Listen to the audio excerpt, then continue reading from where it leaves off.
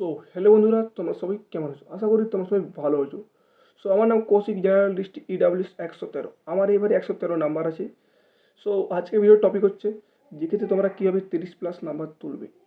So চলো ভিডিওটা শুরু করা যাক। তো দেখো, তোমরা যারা RWর কর্মাবাস নিয়েছো, তো ওখানে যে স্ট্র্যাটেজি এগুলো স্যার হিন্দিতে পড়াচ্ছে ওগুলো আমি খাতায় বাংলাতে লিখছি। তো তোমাদের যদি বাংলাতে দরকার আমাকে কমেন্ট সেকশনে জানাবে।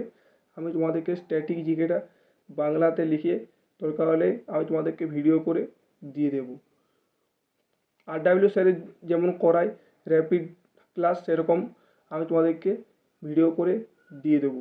এবং তার সাথে সাথে ইতিহাস, ভূগোল, পলিটি, ইকোনমি ওগুলোও যদি তোমরা চাও পিডিএফ, তো আমার কাছে দ্য ওয়ে অফ সলিউশনের পিডিএফ আছে। আমার একটা বন্ধু ব্যাচ নিয়েছিল ওদের, তো ওর কাছে আমি পিডিএফ নিয়ে আমি তোমাদেরকে দিয়ে দেবো তোমরা যদি চাও তো।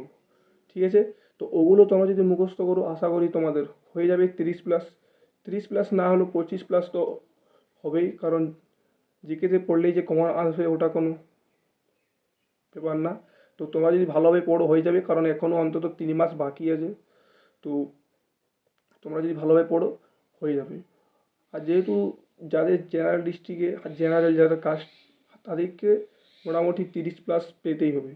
বাকি যারা আছে তাদের 20+ থাকলেই হবে, কারণ ওদের তো কাট অফ খুবই কম যায়।